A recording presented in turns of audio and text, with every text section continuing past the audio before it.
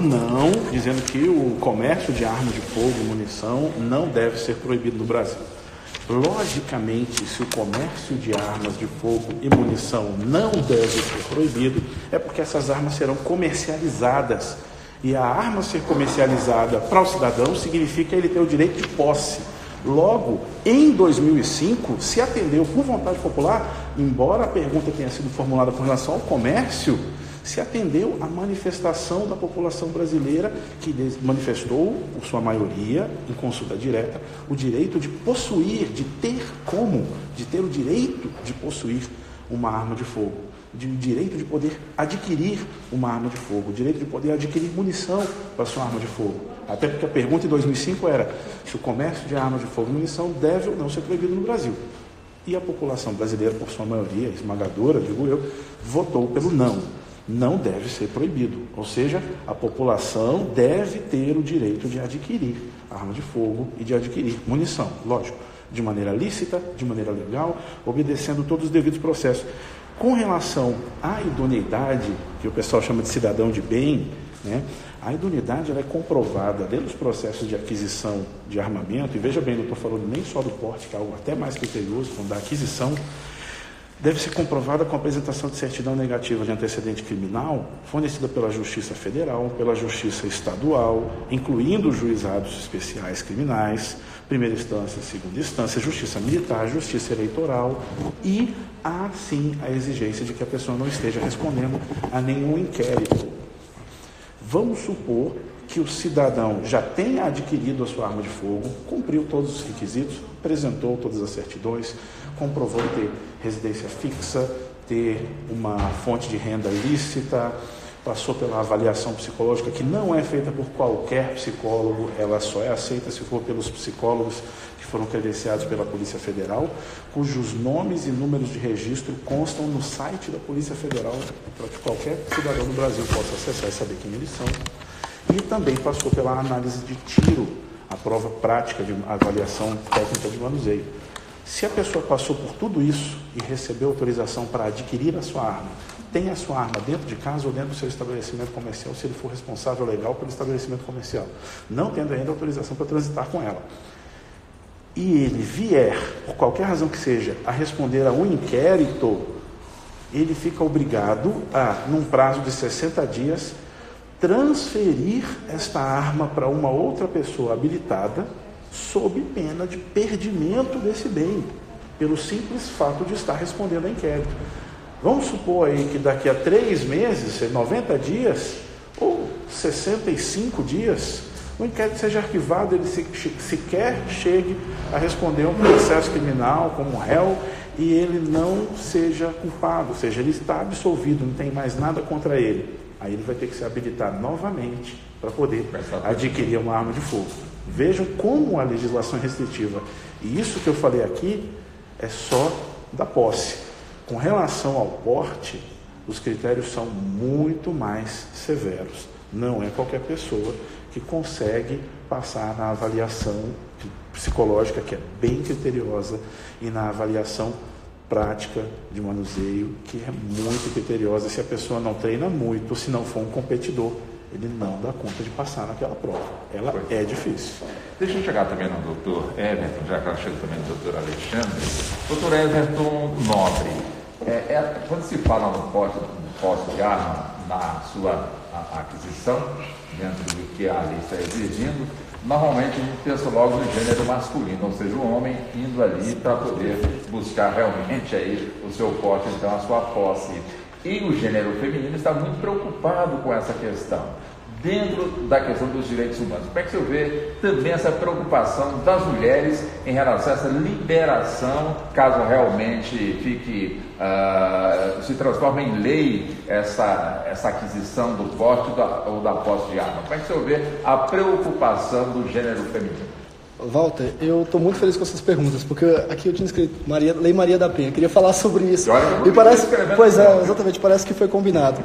Eu acho essa questão é muito interessante, porque a gente tem até, a Lei Maria da Penha tem um projeto de lei 17, tá, que é para caso a pessoa, né, a pessoa que pratique violência tenha o projeto de lei 17, 2019, desse ano, tá? Que está tramitando, e caso o suposto autor de uma violência doméstica, ele perde, ele tem que entregar, a autoridade pode decretar que ele entregue no prazo de 48 horas o armamento, a apreensão do armamento, mesmo que não esteja relacionado. Eu acho isso muito interessante. E há uma questão, uma grande discussão no mundo jurídico com relação ao aumento da violência doméstica e a Lei Maria da Penha e o porte de arma, ou a posse de arma dentro de casa, né? Mais uma vez eu volto com as 3 palavras que eu acho que norteiam o nosso debate, que é regulamentação, vedação e responsabilização. Eu acredito que vedar não é a solução, e sim essa regulamentação, mas de forma proporcional. Atualmente toda mulher, quando se trata de Lei Maria da Penha, ela já tem uma questão de vítima, mas inclusive eu estava com um membro do Ministério Público essa semana, num debate que a gente teve de um grupo chamado Bela Iuris, são mulheres reunidas para tratar de direito, e por incrível que pareça, esse foi o assunto principal, e havia promotores de justiça. A gente recebeu um dado do Ministério Público, do ano passado, do Ministério Público do Distrito Federal, que em torno de 20% das denúncias de violência doméstica, elas não procedem por algum mau uso da Lei Maria da Penha. Então, a gente começa a entender o seguinte, nem tudo, eu sei que eu estou falando ao vivo, mas a gente não pode generalizar que todas as mulheres são vítimas. E quando há uma vitimização, nem todas as vítimas, elas possuem a mesma gradação de vitimização, porque a gente tem aquela mulher que ela casou jovem, ela depende do marido, não só com relação à afetividade, mas financeiramente, e ela nunca trabalhou na vida. E você tem um outro caso em que a mulher trabalha, inclusive ela é policial, e teve um desentendimento, e o marido bateu nela, e ela bateu no marido. A mulher é vítima, sim, mas na minha opinião, há de se tratar, o Estado ele precisa fazer uma diferenciação com relação a isso, e dar um tratamento com foco humanitário, de entender assim, cada caso é um caso. Não podemos tratar todos da mesma maneira. Alguns casos a gente precisa de uma inserção de psicólogos, outros casos a gente precisa afastar o agressor do lar, outros casos em que a lei não prevê, porque, por exemplo, hoje em dia, a lei, proporcionalidade. Aplicar proporcionalidade, exatamente. Porque, por exemplo, hoje em dia, o cara é preso por uma lesão corporal leve, na Lei Maria da Penha, ou por uma ameaça, porque só é preso por ameaça no Brasil por Lei Maria da Penha, e aí ele pega a pena mínima de 1 mês, ele fica preso no curso do processo e ele sai. E aí é aquela vítima. Como é que fica a proteção dela? O Estado encerrou ali, fingiu dar uma pena para ele, uma pena de 1 mês, um regime aberto, e depois? Porque o que mata as mulheres não são só armamentos. E é uma questão de mentalidade. Empoderar as mulheres, tratar cada caso como um caso específico, porque, por exemplo, esse projeto de lei, ele prevê essa apreensão da arma. Mas eu vou mais longe, viu, doutor Pô? Eu penso o seguinte, depois de tudo isso, por que o Estado não oferece uma arma para a mulher se defender? Por que o Estado não pode empoderar essa mulher? Fala assim, vai lá, treine com a polícia. Está aqui. Porque a recolocação, a gente tem a lei de recolocação de testemunha, e por que não tem uma lei de recolocação de vítima de Lei Maria da Penha? Porque adianta a gente prender um cara deixa o cara, o agressor, durante o curso do processo todo preso, ele sai e acaba matando. A gente já teve vários casos com relação a isso. Então não adianta o Estado tampar um lado e fechar o outro. Fala assim, mas eu tenho medo, então vem cá, você tem a opção, você quer, porque nem todo mundo quer andar armado, mas o Estado, eu acho que tem que pensar, vai lá, treina com a polícia, está aqui, o Estado está cautelando um armamento para você. A gente não tem o botão do pânico? Temos o botão do pânico? Exatamente, só que quando o processo acaba, o botão do pânico acaba, a tornozeleira em que o agressor, depois que ele cumpre a pena, ele devolve a tornozeleira.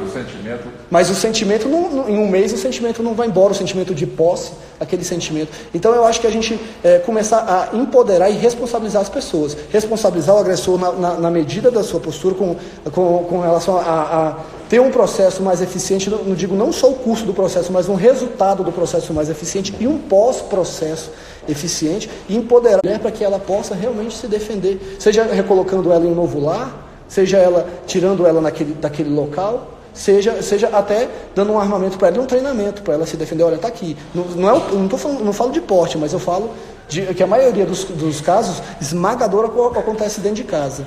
Uma posse, está aqui, um armamento do Estado, está aqui acautelado, você tem um treinamento, se acontecer, porque eu penso o seguinte, eu acho que muitas pessoas que estão aqui compartilhando, o maior interessado na sua defesa, na sua proteção é você. Então, se você não está impedido de se proteger, aí você liga para a polícia e espera você ter 90 a atender. É isso. Já eu passo para o senhor, doutor Breno, deixa eu garantir aqui para o doutor Alexandre. Nesse contexto, doutor Alexandre, já que colocamos aqui o gênero feminino, seria o caso do homem, quando solicitar posse ou porte de arma, fazer com que se junto aos documentos, se a esposa, a companheira está de acordo ou não dessa liberação? Como é que o senhor vê também essa questão? Bom, Walter, sua pergunta ela é bem interessante, mas se nós colocarmos um regramento, quer dizer, erga omnes, colocando que você tem que ter a autorização da sua cônjuge, posso te falar que nós não teremos uma aderência, até porque não existe uma previsão legal para isso. Tá? Nós estamos falando de abertura de empresa. Não estamos. Tá? Deixa bem claro. Sim, deixa bem claro. Sim, pois é. Ficaria aparecendo isso, né? Uma espécie de concurso necessário para ter a. Então, deixa eu mudar a pergunta. Tudo bem. Então, bom, a pessoa que normalmente, quando acontece de uma residência ser invadida, um apartamento, ou uma fazenda, ou uma casa, e a pessoa proprietário do imóvel reage e mata quem invadiu dentro da sua própria residência. E há, portanto, aí a história, você mata, foge, 24 horas depois você volta. Isso, normalmente, quando a pessoa tem a arma registrada ou não tem a arma registrada. Como é que o senhor pode nos ajudar também a entender este ponto, doutor Alexandre? Walter, olha, você me fez várias perguntas numa só. Então eu vou por partes aqui, sendo bem rápido. Eu fiz uma. Sim, mas subdivididas. Vamos falar o seguinte: muito se fala em porte de arma, posse de arma. Qual que é a função social dessa arma, né? Eu te falo que a função social dela, inicialmente, é para a proteção. Se nós falarmos de órgãos acusadores, vão falar que a arma é para ferir, para matar. O que eu quero deixar bem claro é que o Código de Processo Penal ele é muito claro, o Código Penal ele é muito claro. Você só pode se utilizar de excludente da licitude se você estiver numa situação tal qual. Então, veja bem, independente de ser uma arma de fogo, de ser uma arma imprópria, de ser uma cadeira ou uma pedra, você só pode se defender se você estiver em legítima defesa, estado de necessidade, exercício regular de direito ou estrito cumprimento do dever legal, se for funcionário público, no exercício de sua função. Então, eu quero deixar bem claro: porte, posse, seja da arma que for, própria ou imprópria, você só pode utilizá-la se for em excludente da licitude e da culpabilidade. Tudo bem, Alexandre, minha casa foi invadida, alguém invadiu minha casa, foi uma violação de domicílio e ele não sabia que tinha alguém em casa, já estava indo embora e eu atirei pelas costas. Então, para isso vai ter uma perícia, para informar o seguinte, para o juiz, que é o homem que vai julgar a causa, para te falar: você não exacerbou do seu direito? Sim, você usou agora um excesso mais que legal, então você vai responder por isso. Agora a diferença: o bandido que tinha o fito somente de violar a sua residência, ou a sua fazenda, ou a sua empresa, ele ingressou ali e viu que tinha uma pessoa ali dentro, e agora ele foi na direção dessa pessoa para causar-lhe o mal injusto. Então, para reprimir o mal injusto, você usa a excludente da licitude. Pode ser uma cadeira, pode ser uma faca e pode ser uma arma de fogo, e na minha opinião que seja uma arma de fogo. Então, quanto a essa sua pergunta, a arma é para ser utilizada em excludente da licitude. Por favor, me repita só a segunda parte da sua pergunta, Walter. Eu também não lembro. O assunto é tão gostoso, né, que nos leva até aqui. Mas se você me permite também aqui... Acho que era arma ilegal ou legal? Vamos lá. Hoje, eu sou especialista em tribunal do júri. O Ministério Público ele faz a seguinte pergunta, isso quer dizer, uma premissa: se você matou alguém, nós estamos falando de excludente da licitude, se você matou alguém com uma arma de fogo, e essa arma de fogo ela é ilegal, ou de calibre permitido ou de calibre restrito, você vai responder, além do homicídio, pelo crime de porte legal de arma, de calibre permitido ou restrito. Agora, veja bem, se você comprou essa arma com o fito, com a finalidade de cometer aquele crime, aquele homicídio, então existe o princípio da consunção. Ok? É lógico, é evidente que nós advogados vamos entender de forma bem diversa, tecnicamente, sempre procurando o que é melhor ao nosso cliente dentro da razoabilidade do direito. Tá? Agora, bem rápido aqui também. Só explicando que o princípio da construção é porque a pessoa não responderia pelo porte, né? Estaria consumido. Isso. O crime fim absorve o crime meio.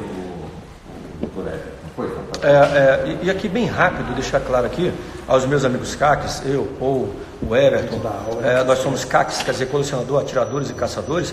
Nós temos hoje, se me permite aqui, Walter Lima, falar a você e aos nossos ouvintes, nós temos hoje uma média de 163.546 CACs no Brasil. Isso é uma média, e a crescente, enquanto estamos conversando aqui, eu te garanto que outras pessoas estão ali também fazendo seu registro de CAC, o qual é fiscalizado pelo Exército Brasileiro, isso quer dizer, uma fiscalização árdua. E também aqui, bem rápido, de fazer aqui uma digressão, o Dr. Paul falou sobre os testes de tiro. Tivemos agora há poucos dias colecionadores, atiradores sendo reprovados no teste, veja bem, no teste para porte de arma, para ver o quão difícil é o porte de arma. Aliás, o porte não, me permita, somente o teste. Agora, bem rápido aqui, voltando, nós estamos tendo uma crescente hoje no Brasil, te falei que mais de 163 mil CACs, um total de armas hoje no Brasil, de CACs, de 389 mil, mais de 389 mil, uma média mais ou menos de 2 armas e pouquinho para cada CAC. O porquê que o CAC deve ter o seu porte de arma? Eu te falo, você tem um acervo na sua casa, você tem calibre 12, você tem pistola, você tem revólver. E se você não tem o teu porte de arma para a sua defesa pessoal e defesa de terceiros, é muito simples. É muito simples. O bandido, o marginal, ele apenas te monitora no momento que você estiver sem o seu porte de arma, no momento que você estiver indo para o trabalho, saindo do trabalho, e te rende, te leva à sua residência e ele vai ter um acervo de boas armas para cometer crime. Pois é. Bem, o nosso tempo está caminhando aqui para se esgotar, então vamos fazer o seguinte. Eu solicito aos nossos convidados 2 minutos para as considerações finais, mas eu deixo a seguinte colocação. Quer dizer, a liberação do armamento de arma de fogo, vamos fazer essa colocação, de fato diminui a violência e aumenta a segurança pública? Eu começo com o Dr. Breno. Dr. Breno Valadares. Dr. Breno, 2 minutos. A resposta, com certeza, não.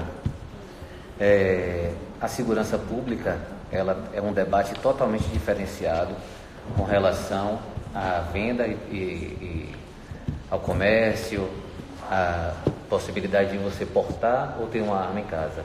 A segurança pública, ela deve ser feita pelo Estado. O que se dá a discutir aqui, e que meus colegas inclusive são a favor, e eu também mantenho um posicionamento contrário, é a possibilidade de porte de arma. Eu acho que é unânime quando a gente fala que consegue diferenciar segurança pública da venda de arma privada, né? Então, quem imagina que a posse de arma na mão do cidadão resolverá o problema de segurança pública está muito enganado. Eu acredito que essa questão de segurança pública, ela como a gente iniciou, o monopólio da violência deve permanecer na mão do Estado, com a Polícia Militar, a Polícia Civil, os órgãos de segurança, a Força Nacional, que estão muito bem preparados para fazer esse trabalho e mesmo assim ainda cometem erros, infelizmente aqui ou ali, e que a questão do porte de arma, ele realmente fique restrito a um debate da liberdade e da possibilidade de comercialização do indivíduo, né, do direito individual. Deixa eu chegar no Dr. Paul. Dr. Paul, também essa mesma colocação, por gentileza. Se diminui a violência ou se aumenta a segurança pública? Isso. A sensação de segurança, sim, ela tende a aumentar, principalmente daquelas pessoas que adquirirem um armamento e vierem a se capacitar, vierem a se treinar para a utilização desse armamento. Mas o próprio impacto na segurança pública, sim, não é a população, a parte da população que resolver se armar, que vai resolver o problema de segurança pública.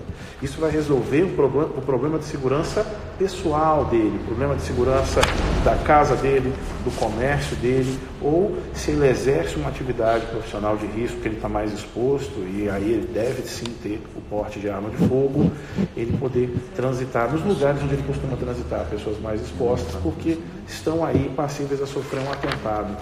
A gente está falando não só de pessoas que estão expostas à violência urbana, que todo mundo está exposto, mas existem pessoas que, pela natureza de suas atividades, estão mais expostas. O doutor Alexandre Carvalho falou muito bem da questão do caçador, atirador e colecionador.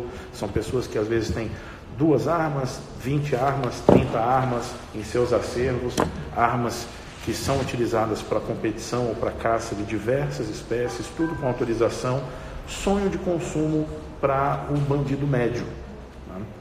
E aí essa pessoa, se ela não estiver fora, inclusive, de trajeto da sua casa para o local de treinamento de tiro, se ele não estiver com uma arma que o permita exercer sua legítima defesa, ele pode sim ser vítima de uma espécie de sequestro relâmpago com motivação de conduzi-lo até o local onde seu armamento está armazenado. E aí eles tomariam posse do seu armamento. Já para um policial, já para um advogado, o policial está exposto a sofrer uma vítima, ser uma vítima de um atentado contra o sistema de justiça, porque ele está mais exposto entre promotor, advogado e juiz, ele é o mais exposto dos 3. O policial, hoje em dia, se um bandido for assaltar o policial e ver que ele é policial, vai assassinar esse policial. É atestado de morte para o policial ele ser flagrado por um bandido, identificado. Ou seja, existem pessoas que são mais expostas. Para essas pessoas, não estender a eles o direito de portar arma de fogo fora de casa é colocá-los em uma situação de risco ainda maior. Resolve? Totalmente? Não resolve. Mas pode vir a ajudar para algumas pessoas.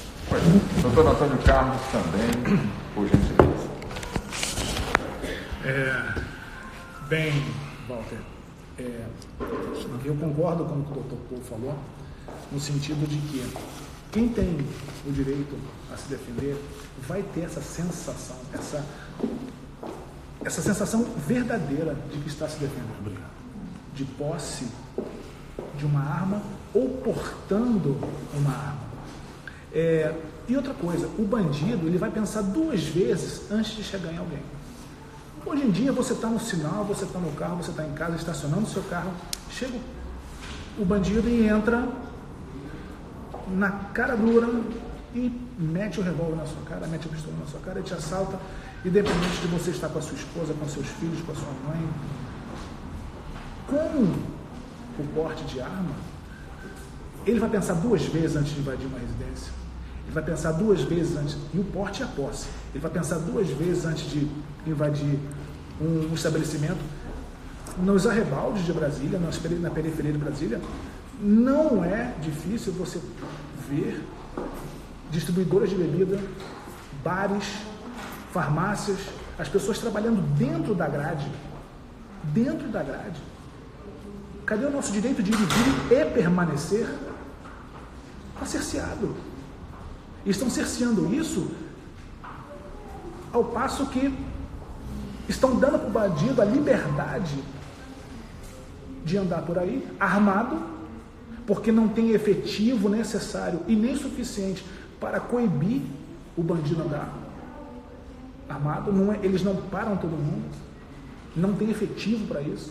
Então, acho sim, penso sim que com o porte de arma, com esse PL vingando, vai aumentar sim essa sensação para quem tenha o porte ou a posse de arma. Pois é. Doutor Everton Nobre também, com os 2 minutos, justamente dessa questão que nós estamos abordando. Por favor. Walter, eu acredito que a posse ou a porte de arma não é a solução de todos os problemas. Como eu falei agora no começo do debate, é um dos fatores que influencia num problema complexo que é a criminalidade nesse país, que é a violência e a falta de segurança. Se eu acredito que diminui a violência, eu acredito que talvez não vá diminuir não, porque a gente tem a seguinte, eu posso pegar um dado estatístico de quando foi o Estatuto do Desarmamento entrou em vigor, e a gente teve uma diminuição significativa nos crimes de homicídio. E aí teve certo, a gente teve o primeiro ponto, propaganda, conscientização do armamento e tudo, só que depois esse dado, ele voltou, que ele era em torno de 12%, ele caiu para 6%, e logo nos anos seguintes ele retornou a esse 12%. Então, a questão é que a violência, ela sempre aumenta.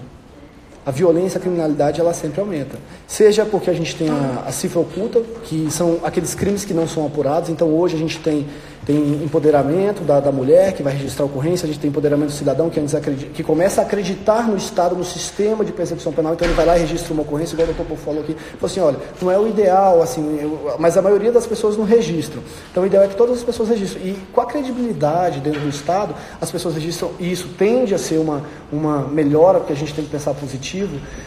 Então, essa cifra oculta, isso que antes não era apurado, ele vem e vai ser apurado. Então, eu acredito que quando a gente se fala em dado estatístico, a população cresce, a violência cresce, as pessoas se empoderam, o Estado funciona melhor, e isso tudo faz com que, estatisticamente, a gente consiga ver um crescimento da violência. E com relação a aumentar a segurança pública, eu acredito que não. Porque você fez duas perguntas, né? Se ela diminui a violência, eu acredito que não vai diminuir a violência. Pode ser que ela previna os crimes, que são coisas diferentes de violência. Crime porque a gente não tem só os crimes violentos, é uma parcela pequena, grande até, inclusive, que a maioria no Brasil a gente sabe, só é preso quem pratica crime violento, porque quem pratica grandes crimes agora está mudando a mentalidade, que está começando a aprender as pessoas do colarinho branco. Mas enfim, voltando ao nosso assunto, eu acredito que não vai diminuir a violência e que também não vai aumentar a segurança pública, porque eu acho que ninguém pede uma arma, um porte de arma, uma posse de arma para ser policial.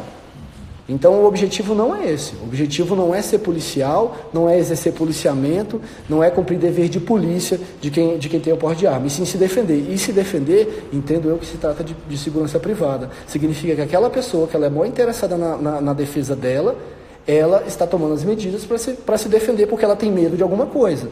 Ela tem medo, ela quer segurança. Por exemplo, nós somos advogados, nós estamos reunidos aqui, a gente enfrenta o Estado, muitas vezes a gente enfrenta a polícia, a gente enfrenta cliente insatisfeito, a gente enfrenta uma série de fatores e tudo com a cara e a coragem.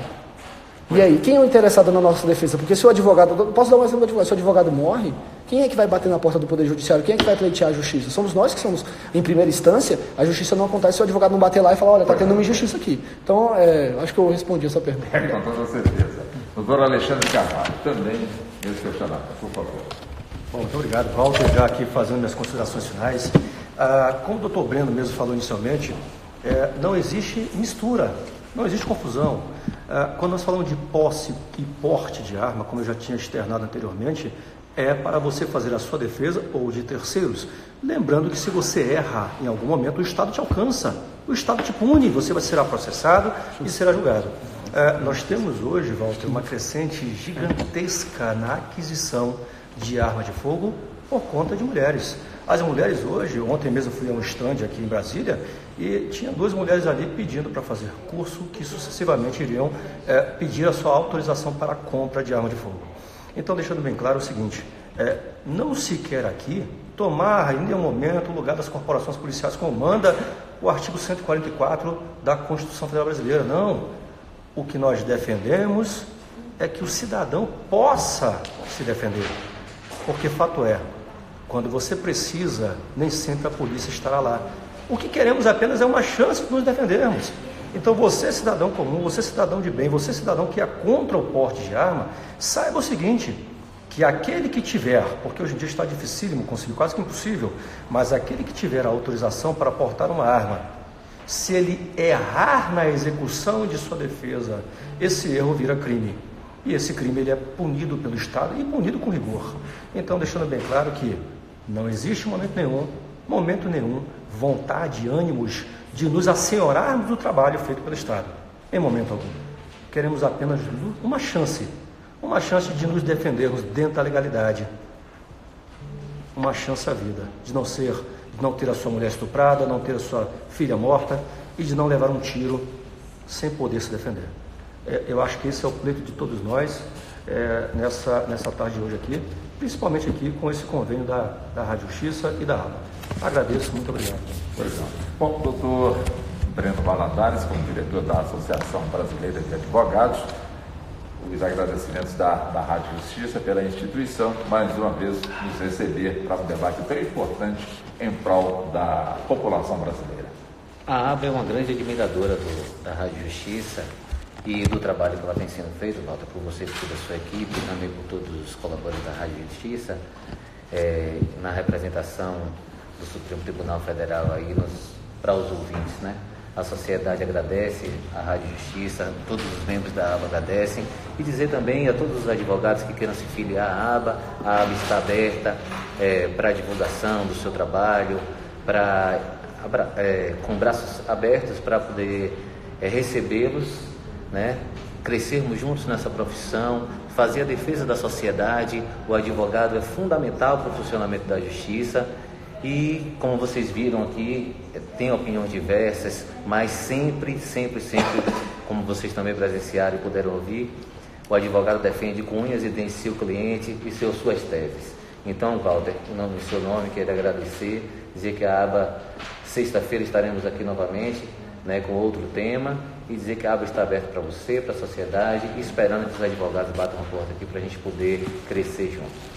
Ok, pois bem, assim agradecemos as participações dos nossos convidados, doutor Alexandre Carvalho, advogado criminalista, doutor Paul Karsten, ele que é advogado criminalista, especialista em legislação de armamento, ao doutor Everton Nobre, presidente da Comissão Nacional de Direitos Humanos da Associação Brasileira de Advogados, que é a ABA, doutor Breno Valadares, diretor da Associação Brasileira de Advogados, como também ao doutor Antônio Carlos, advogado criminalista. E agradecemos também a você, sempre acompanhando o nosso programa, acompanhando o Justiça na Tarde, que hoje teve a minha apresentação, Walter Lima, a produção de Ana Cláudia Possati, trabalhos técnicos aqui no nosso estúdio avançado de Wellington Araújo e no nosso estúdio central de Luiz Alves. A coordenação de jornalismo é de Arthur Filho. Boa tarde a todos e até uma próxima oportunidade, que será na segunda-feira. Até lá.